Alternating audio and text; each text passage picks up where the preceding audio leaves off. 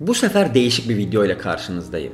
Ama merak etmeyin, yine buralardan, yani Yunanistan'dan olacak. Size Yunanistan'ın en güzel mimarisine sahip üçgen evinden bahsetmek istiyorum. Üçgen de ev mi olurmuş Mehmetciğim demeyin. Çünkü içerisinde ihtiyaçlarınızı karşılayacak her şey bulunuyor. 2 yatak odası, 2 banyo, mutfak, salon, 2 farklı bahçe, hatta 3 de diyebiliriz ve mükemmel bir doğa. Biraz önce en güzel mimariye sahip dedim.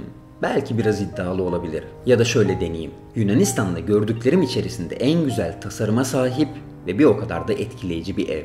Üstelik tasarımında Yunan filozof ve matematikçi Pisagor'dan etkilenilmiş. Evin içinde yaşayanlar Yunan, evi tasarlayan mimar Yunan. Yani anlayacağınız tam anlamıyla bir yerli ve milli bir ev. Kahveleriniz hazırsa başlayabiliriz.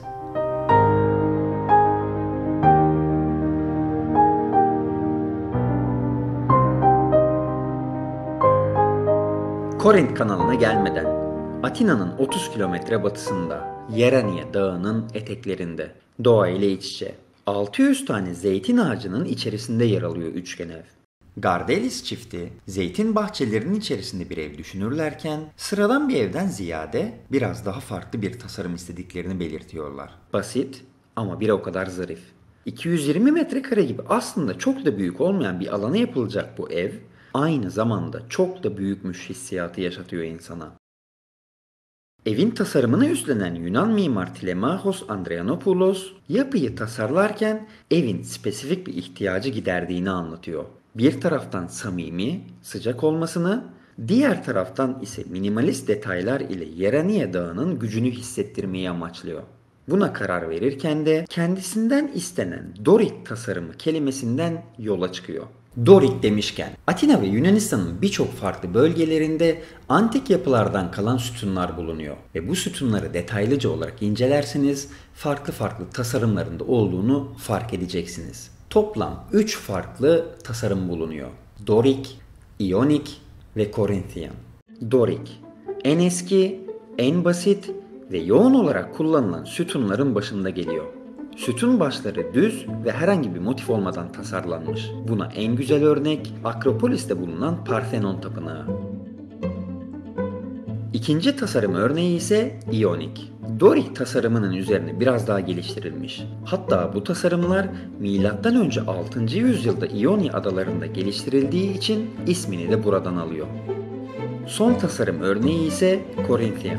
Benim gibi sadelikten yanaysanız pek hoşunuza gitmeyecek bir tasarım. Zaten Yunan medeniyetleri tarafından da pek fazla kullanılmamış. Tek değişiklik sütun başlarında bulunan motifler oluyor.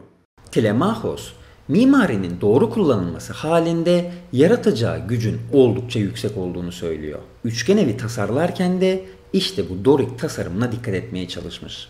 Videonun başında Pisagor teorisi dikkate alınarak inşa edilmiş ev demiştim ya. Şimdi gelelim o noktaya. Telemachos, Pisagor teorisinde olduğu gibi üçgen evin iki kenarını biraz daha dar tutuyor. Böylece üçüncü kenar en geniş haliyle Yerania Dağı'nın tam da karşısına denk geliyor. 220 metrekare olan ev, sürgülü camların açılmasıyla beraber sonsuz bir his yaratıyor.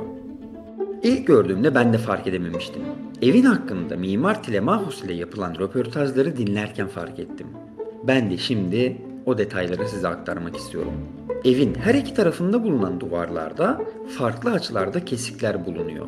Bunun sebebi de gün içerisinde vuran güneş ışığının farklı açılarından faydalanabilmek. Bu duvarlar ile ilgili bir başka detay ise renkleri. Beton döküldükten sonra dağ ile aynı renk olacak şekilde üzerine bir kat boya çekilmiş. Böylece evin dağ ile olan uyumu sağlanmak istemiş. Son detay ise malum yaz ayları oldukça sıcak oluyor Yunanistan'da. Evin etrafına çevrilen ufak yol ve akan su ile yaşanan sıcak günlerde serinletici etkisinden faydalanılmış. Anlayacağınız bu ev aynı zamanda kendi ekosistemine de sahip. Oldukça ilginç bir ev. Özellikle günümüzün çirkin mimarilerinin olduğu bir dönemde hem ev sahibi hem de mimar tarafından böylesine iddialı bir ev çıkarmak bana kalırsa oldukça cesur bir davranış. Peki ya siz? Siz ne tercih ederdiniz? Eşim dostum gelir, çoluk çocuk torunlar gelir koşturur. Bir de onlara yukarıda bir oda mı yapayım derdiniz? Yoksa sadece kendi konforunuzu düşünerek kendi tercihleriniz doğrultusunda bir ev mi inşa ederdiniz? Yorumlarda buluşalım. Yeni videoda görüşmek üzere. Kendinize iyi bakın.